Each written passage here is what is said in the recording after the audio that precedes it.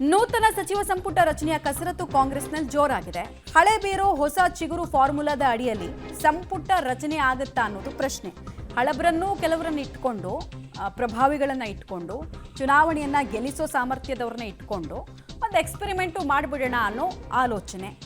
ಹಾಗಾದ್ರೆ ಎಷ್ಟು ಜನ ಯುವ ಮುಖಗಳಿಗೆ ಮಣೆ ಹಾಕಲಾಗುತ್ತೆ ನೋಡಿ. ಹಳೆ ಬೇರು ಅಂತ ಇದ್ದ ಹಾಗೆ ಕೆಲವು ಹೊಸ ಶಾಸಕರು ಅಂದರೆ ಫಸ್ಟ್ ಟೈಮ್ ಗೆದ್ದಿರೋರು ಏನು ಹೇಳ್ತಿದ್ರು ಅಂದರೆ, ಹಳೆ ಬೇರು ವಿಪರೀತ ಗೆದ್ಲು ಹಿಡಿದು ಹೋಗಿದೆ, ಅದನ್ನ ಇಟ್ಕೊಂಡು ಏನು ಮಾಡ್ತೀರಿ ನೀವು? ಯಾವಾಗ ನೀವು ನಮಗೆ ಅವಕಾಶ ಕೊಡೋದು, ನಾವು ಯಾವಾಗ ಪ್ರೂವ್ ಮಾಡ್ಕೊಳ್ಳೋದು? ಕ್ಯಾಲಿಬರ್ನ ಅವಕಾಶ ಕೊಟ್ಟರಲ್ವಾ ಪ್ರೂವ್ ಮಾಡ್ಕೊಳ್ಳೋದು ಅನ್ನೋದು ಹೊಸ ಮುಖಗಳ ಆಂಬೋಣ.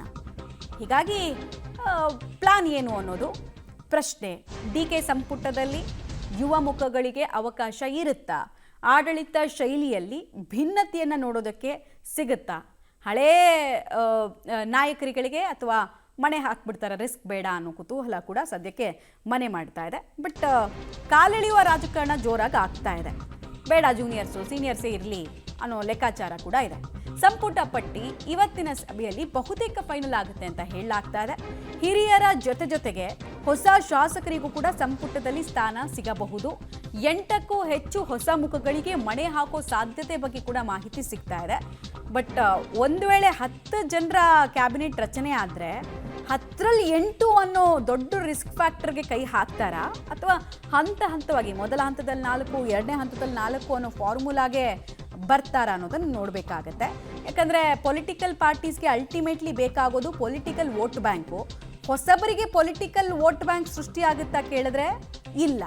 ಮಾಸ್ ಲೀಡರ್ಸ್ಗೆ, ಪ್ರಭಾವಿ ನಾಯಕರುಗಳಿಗೆ ಯೂಶಲಿ ಆ ಕ್ಯಾಲಿಬರ್ ಇರುತ್ತೆ. ಈಗ ನೀವು ಸುಮ್ಮನೆ ಒಂದು ಎಕ್ಸಾಂಪಲು, ಜಮೀರ್ ಅಹಮದ್ ಖಾನ್ ಹೋಗಿ ಒಂದು ಕಡೆ ಪ್ರಚಾರ ಮಾಡೋದು ಹೇಗಿರುತ್ತೆ ರೆಸ್ಪಾನ್ಸು, ಬೇರೆ ನಾಯಕರು ಹೋಗಿ ಪ್ರಚಾರ ಮಾಡೋದು ಹೇಗಿರುತ್ತೆ? ಲೀಡರ್ಸ್ ಆಗಿರ್ಬೋದು, ಅವರು ಸೀನಿಯರ್ಸ್ ಇರ್ಬೋದು, ಬಟ್ ವೋಟ್ ಸೀಟ್ ಕನ್ವರ್ಟ್ ಮಾಡೋ ಕೆಪಾಸಿಟಿಯನ್ನು ಕೂಡ ಹೈಕಮಾಂಡ್ ನೋಡುತ್ತೆ. ಡೀಟೇಲ್ಸ್ ಕೊಡ್ತಾರೆ ಶಬೀರ್.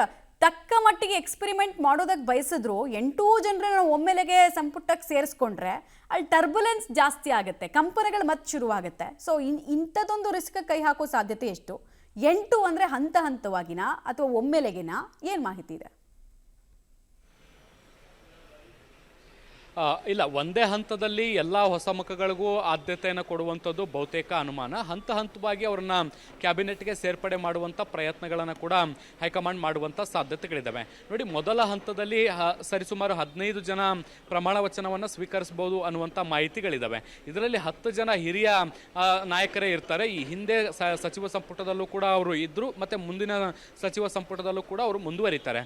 ಬಾಕಿ ಉಳಿದಂತೆ 5 ಮಂದಿ ಶಾಸಕರೇನಿದ್ದಾರೆ ಅವರು ಅದರಲ್ಲಿ ಹೊಸಬರು ಇರ್ತಾರೆ. ಅಂದರೆ ಈ ಹಿಂದಿನ ಸಂಪುಟದಲ್ಲಿ ಇರಲಿಲ್ಲ, ಆದರೆ ಈ ಹಿಂದಿನ ಬೇರೆ ಸರ್ಕಾರಗಳಲ್ಲಿ ಅವರು ಮಂತ್ರಿಗಳಾಗಿದ್ದರು, ಮತ್ತು ಈಗ ಅವರಿಗೆ ಅವಕಾಶವನ್ನು ಮಾಡಿಕೊಡ್ಲಾಗುತ್ತೆ ಅನ್ನುವಂಥದ್ದು. ಮತ್ತು ಒಂದು 2-3 ಹೊಸ ಮುಖಗಳು, ತೀರಾ ಫ್ರೆಶ್ ಅನ್ನುವಂತಹ ಮುಖಗಳು ಕೂಡ ಇರುವಂಥ ಸಾಧ್ಯತೆಗಳಿದ್ದಾವೆ. ಆ ರೀತಿಯಾದಂಥ ಒಂದು ಕಾಂಬಿನೇಷನ್ ಮೊದಲ ಹಂತದಲ್ಲಿ ನೋಡಲಿಕ್ಕೆ ಸಿಗ್ಬೋದು. ಎರಡನೇ ಹಂತದಲ್ಲೂ ಕೂಡ ಇದೇ ಪ್ಯಾಟರ್ನನ್ನು ಮುಂದುವರಿಸ್ಬೋದು.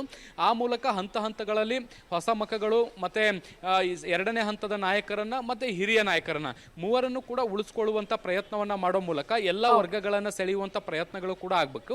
ಮತ್ತೆ ಕ್ಯಾಬಿನೆಟ್ ಅಲ್ಲಿ ಒಂದಷ್ಟು ಹೊಸ ಮುಖಗಳಿದ್ರೆ ಅಥವಾ ಯುವ ಮುಖಗಳಿದ್ರೆ ಅದು ಸರ್ಕಾರಕ್ಕೆ ಒಂದಷ್ಟು ಎನರ್ಜಿ ಕೂಡ ಸಿಗಬಹುದು ಅನ್ನುವಂಥ ಲೆಕ್ಕಾಚಾರಗಳು ಕೂಡ ಹೈಕಮಾಂಡ್ಗಿದೆ. ಚುನಾವಣಾ ಲೆಕ್ಕಾಚಾರದಲ್ಲೂ ಕೂಡ ಈ ಕ್ಯಾಬಿನೆಟ್ ತಯಾರಾಗ್ತಾ ಇದೆ. ಮಮತಾ, ಓಕೆ, ಹಾಗೆ ಸಂಪರ್ಕದಲ್ಲಿರಿ. ಆಮೇಲೆ ಇತ್ತೀಚೆಗಷ್ಟೇ ತಮಿಳುನಾಡಲ್ಲಿ ವಿಜಯ್ ಅವರ ಕ್ಯಾಬಿನೆಟ್ ಹೇಗಿತ್ತು ಅನ್ನೋದನ್ನ ಕಾಂಗ್ರೆಸ್ನವ್ರು ನೋಡಿದ್ದಾರೆ, ರಾಜ್ಯದ ಜನ ನೋಡಿದ್ದಾರೆ.